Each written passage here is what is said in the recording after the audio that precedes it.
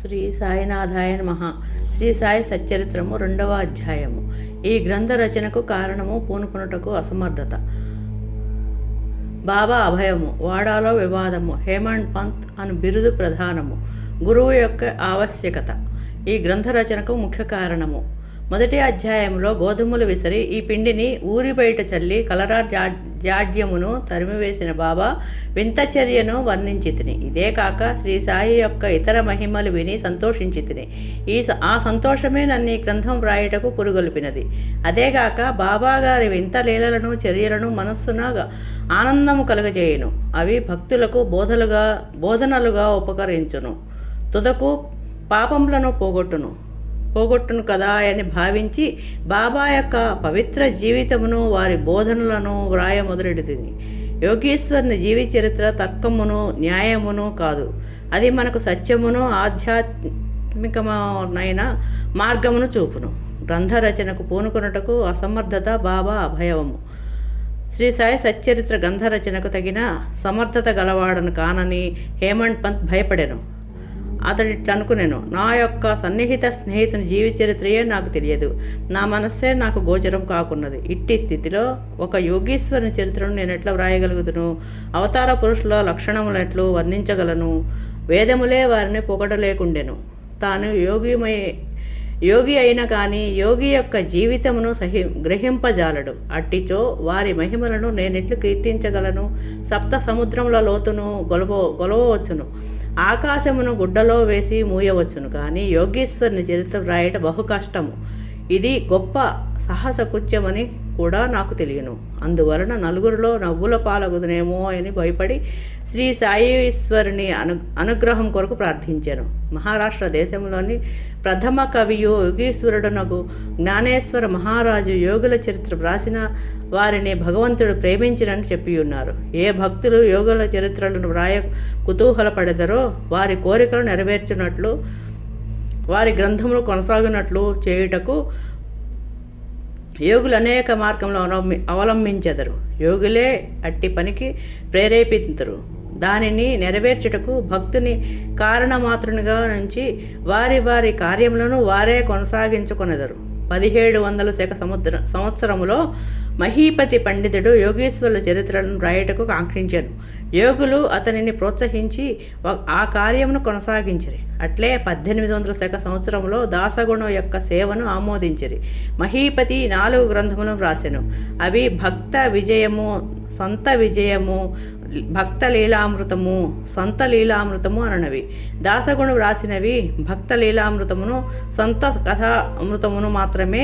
ఆధునిక యోగుల చరిత్రలు వీనియందు కలవు. భక్త లీలామృతంలోని 31, 32, 33 అధ్యాయములందును, సొంత కథామృతంలోని 57వ అధ్యాయమందును సాయిబాబా జీవిత చరిత్రయు వారి బోధలను చక్కగా విశదీకరించబడినవి. ఇవి సాయి లీలా మాసపత్రిక సంపుటము 17, సంచికలు 11, 12 నందు ప్రచురితములు. చదువరులు ఈ అధ్యాయములు కూడా పఠించవలెను.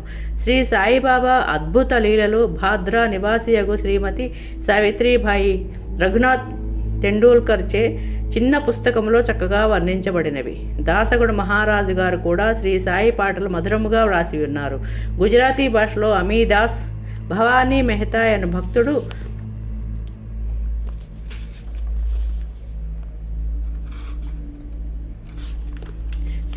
శ్రీ సాయి కథలను ముద్రించినారు. శ్రీ సాయినాథ ప్రభ అను మాసపత్రిక షిరిడీలోని దక్షిణ భిక్ష సంస్థ వారు ప్రచురించి ఉన్నారు.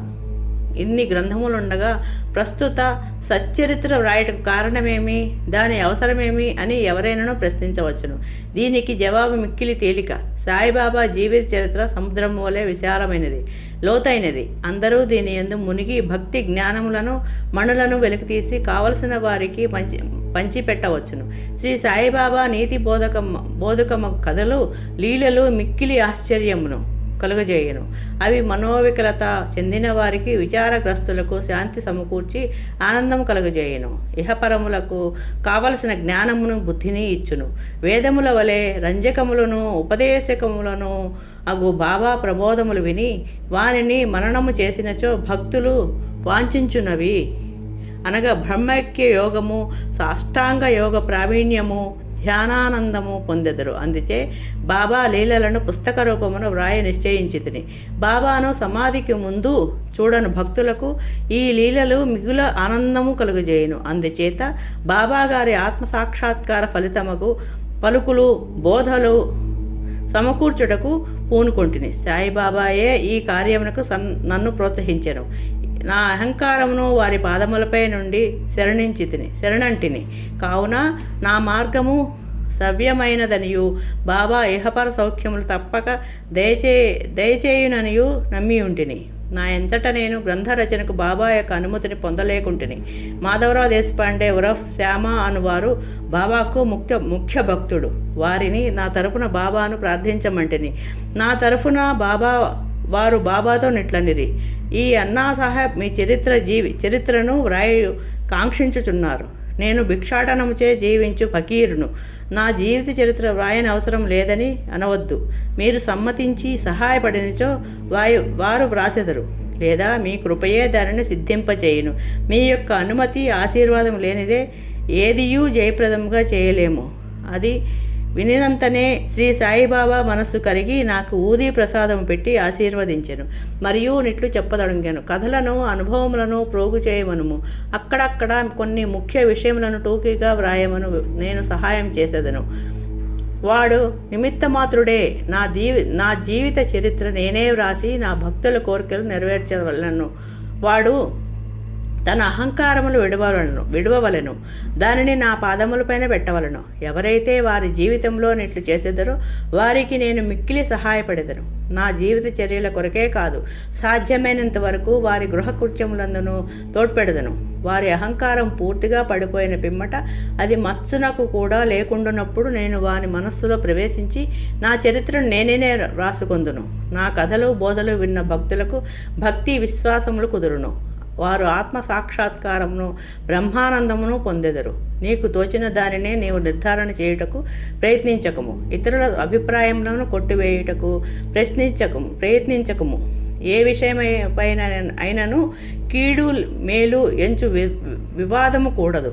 వివాదమనగానే నన్ను హేమంత్ పంత్ అని పిలుచుటకు కారణమేమో మీకు చెప్పేదనను. వాగ్దానం జ్ఞప్తికి వచ్చినది. ఇప్పుడు దానినే మీకు చెప్పబోచున్నాను. కాకాసాహెబ్ దీక్షిత్, నానాసాహెబ్ చాందోర్కర్లతో నేనెక్కువ స్నేహంతో నుంటిని. వారు నన్ను షిరిడీ పోయి బాబా దర్శనం చేయమని బలవంతం చేసిరి. అట్లే చేసేదనని వారికి నేను వాగ్దానం చేసి తిని. ఈ మధ్యలో ఏదో జరిగినది. అది నా షిరిడీ ప్రయాణమునకు అడ్డుపడినది. లోనావాలాలో నన్ను నా స్నేహితుని కొడుకు జబ్బు పడెను. నా స్నేహితుడు మందులు మంత్రములన్నీ ఉపయోగించాను కానీ నిష్ఫలమయ్యాను. జబ్బు తగ్గలేదు. తుదకు వాని గురువును పిలిపించుకొని ప్రక్కన కూర్చొండబెట్టుకునేను. కానీ ప్రయోజనం లేకుండాను. ఈ సంగతి విని నా స్నేహితుని కుమారుని రక్షించలేనట్టు గురువు యొక్క ప్రయోజనమేమి? గురువు మనకు ఏమీయూ సహాయం చేయలేనప్పుడు నేను షిరిడీ ఏలపోవలను అని భావించి షిరిడీ ప్రయాణమును మానుకుంటుని. కానీ కానున్నది కాక మానదు. అది ఈ క్రింది విధముగా జరిగాను.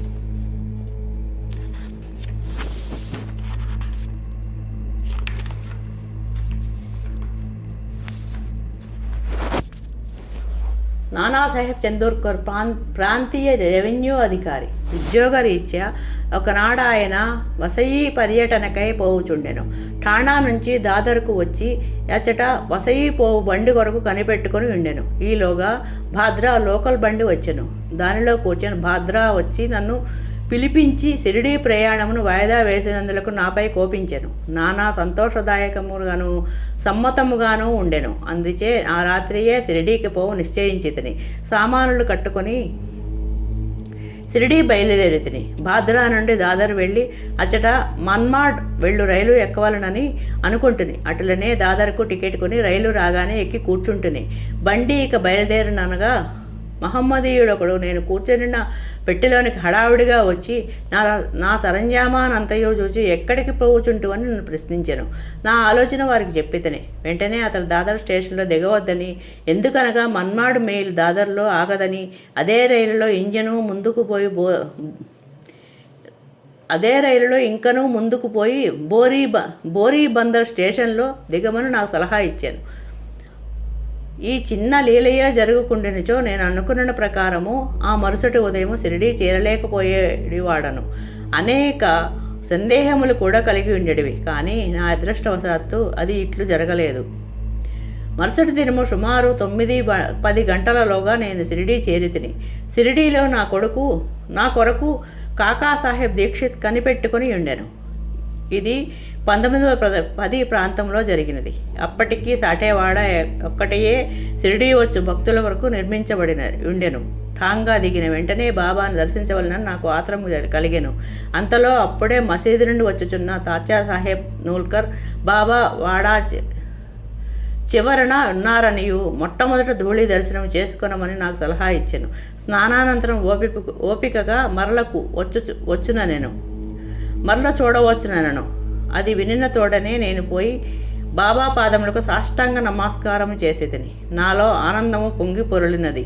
నానాసాహెబ్ చందోర్కర్ చెప్పిన దానికన్నను ఎన్నో రెట్లు అనుభవమైనది. నా సర్వేంద్రియములు తృప్తి చెంది ఆకలి దప్పికలు మరచితిని. మనస్సుకు సంతుష్టి కలిగెను. బాబా పాదములు పట్టిన వెంటనే నా జీవితంలో గొప్ప మార్పు కలిగెను. నాకు షిరిడీ పోవలసిందని ప్రోత్సహించిన వారందరికీ నేనెంతో రుణపడినట్లుగా భావించితిని. వారికి నా నిజమైన స్నేహితులుగా భావించితిని. వారి రుణమును నేను తీర్చుకొనలేను. వారిని జ్ఞప్తికి తెచ్చుకుని వారికి నా మనసులో సాష్టాంగ ప్రణామం చేసి తిని. నాకు తెలిసినంత వరకు సాయిబాబా దర్శనం వల్ల కలుగు చిత్రమేమన్నా మనలోనున్న ఆలోచనలు మారిపోవును. వెనుకటి కర్మల బలము తగ్గును. క్రమముగా ప్రపంచమందు విరక్తి కలుగును. నా పూర్వజన్మ సుకృతముచే నాకు ఈ దర్శనం లభించినదనుకుంటుని. సాయిబాబాను చూసినంత మాత్రముననే ఈ ప్రపంచమంతయు సాయిబాబా రూపం వహించెను. తీవ్ర వాగ్వివాదము. నేను షిరిడీ చేరిన మొదటి దినముననే నాకును బాలాసాహెబ్ బాటేకును గురువు యొక్క ఆవశ్యకతను గూర్చి గొప్ప వాగ్వివాదం జరిగెను. మన స్వేచ్ఛను విడిచి ఇంకొకరికి ఎందుకు లొంగిపోయి ఉండవాలని నేను వాదించితిని. మన కర్మలను మనమే చేయుటకు గురువు యొక్క ఆవశ్యకత ఏమీ? తనంతట తానే కృషి చేసి మిక్కిలి యత్నముతో ఈ జన్మ దుఃఖము నుండి తప్పించుకొనవలను. ఏమీయూ చేయక సోమరిగా కూర్చున్నవానికి గురువేమి చేయగలడు అని నేను స్వేచ్ఛపక్షమును ఆశ్రయించితిని. భాటే ఇంకొక వాదమును పెట్టుకొని ప్రారబ్ధం తరపున వాదించుచు కానున్నది కాక మానదు. మహనీయులు కూడా నీ విషయంలో నోడిపోయిరి. మనుజుడొకటి తలచిన భగవంతుడు వేరొకటి తలుచును. నేను తలంచును. నీ తెలివితేటలను అటుంటనిమ్ము. గర్వము కానీ అహంకారం కానీ మీకు తోడ్పడవు అనెను. ఈ వాదన యొక్క గంట వరకు జరిగాను. కానీ ఇదమిద్దితము అని ఏమీ తేలలేదు. అలసిపోవటచే ఘర్షణ మానుకొంటిని. ఈ ఘర్షణ వల్ల నా మనశ్శాంతి తప్పినది. దేహాత్మ బుద్ధి అహంకారము లేకున్నచో వివాదమునకు తావు లేదని గ్రహించితిని. వేయేలా వివాదమునకు మూల కారణం అహంకారము.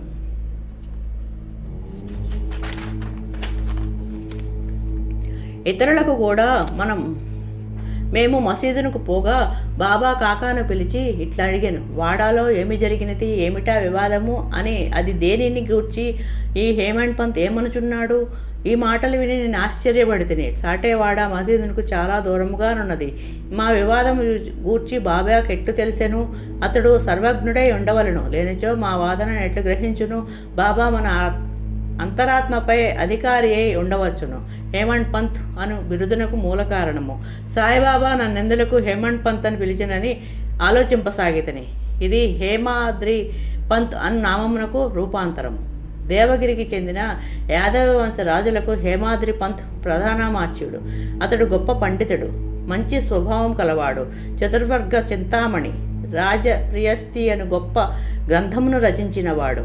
మోడీ భాషను ఒక నూతన గణిత విధానమును కనిపెట్టినవాడు. ఇక నేనా వానికి వ్యతిరేక బుద్ధి కలవాడను, మేధాశక్తి అంతగా లేనివాడను. మరి సాయిబాబా నాకెందుకీ బిరుదు నొసంగిరో తెలియకుండెను. ఆలోచన చేయగా నిధి నా అహంకారం చంపుటకొక అమ్మనియు నేనెప్పుడునూ అణుకువ నమ్రతలు కలిగి ఉండవలననే బాబా కోరిక అయి ఉండవచ్చునని గ్రహించి తిని. అంతకుముందు వాడాలో జరిగిన చర్చలో చూపిన తెలివితేటలను బాబా ఈ రీతిగా అభినందించి ఉండవచ్చునని అనుకుంటుని. భవిష్యత్ చరిత్రను బట్టి చూడగా బాబా పలుకులకు దాబోల్కర్ను హేమంత్ పంత్ అనుట బ్రాకెట్లో గొప్ప ప్రాముఖ్యం కలదనియు భవిష్యత్తు తెలిసియే బాబా ఇట్లనే అనియు భావించవచ్చును. ఎలా అనగా హేమంత్ పంత్ శ్రీ సాయిబాబా సంస్థానమును చక్కని చాకచక్యముతో నడిపెను. సంస్థానము యొక్క లెక్కలను బాగుగా నుంచెను.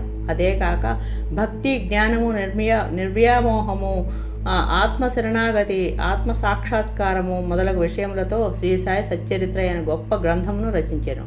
గురువు యొక్క ఆవశ్యకత ఈ విషయమై బాబా ఏమననో హేమంత్ పంత్ వ్రాసి ఉండలేదు. కానీ కాకాసాహెబ్ దీక్షిత్ ఈ విషయమును గూర్చి తాను వ్రాసుకొనిన దానిని ప్రచురించెను. హేమంత్ పంత్ బాబాను కలిసిన 2వ దినము కాకాసాహెబ్ దీక్షిత్ బాబా వద్దకు వచ్చి షిరిడీ నుంచి వెళ్ళవచ్చునా అని అడిగాను. బాబా ఎట్లే అని జవాబిచ్చాను. ఎక్కడికి అని ఎవరో అడగగా చాలా పైకి అని బాబా చెప్పాను. మార్గం ఏది అని దీక్షిత్ అడిగాను. అక్కడకు పోవుటకు అనేక మార్గములు కలవు. షిరిడీ నుంచి కూడా ఒక మార్గం కలదు. మార్గము ప్రయాసకరమైనది. మార్గ మధ్యమున నున్న అడవిలో పులులు, తోడేళ్లు కలవని బాబా వదిలిడెను. మార్గదర్శకుని వెంట తీసుకుని పోయినచో అని కాకాసాహెబ్ అడుగగా అట్లయినచో కష్టమే లేదని బాబా జవాబిచ్చాను. మార్గదర్శకుడు తిన్నగా గమ్యస్థానం చేర్చును. మార్గ మధ్యమున తోడేళ్లు, పులులు, గోతుల నుండి తప్పించును. మార్గదర్శకుడే లేనిచో అడవి మృగములచే చంపబడవచ్చును, లేదా దారి తప్పి కుంటలలో పడిపోవచ్చునను. మసీదులో అప్పుడు అచటనే ఉన్న దాబోల్కరు తన ప్రశ్నకదియే తగిన సమాధానమును గుర్తించెను. వేదాంత విషయములలో మానవుడు స్వేచ్ఛాపరుడా కాదా అనే వివాదము వలన ప్రయోజనం లేదని గ్రహించెను. పరమార్థము నిజముగా గురుబోధన వల్లనే చిక్కుననియు రామకృష్ణులు తమ గురువులైన వశిష్ఠ సాందీపులకు లొంగి ఎణకువతో ఉండి ఆత్మసాక్షాత్కారం పొందిరనియు దానికి దృఢమైన నమ్మకము, ఓపిక అను 2 గుణములు ఆవశ్యకమనియు గ్రహించెను. 2వ అధ్యాయము సంపూర్ణము. సద్గురు శ్రీ సాయినాథార్పణమస్తు. శుభం భవతు.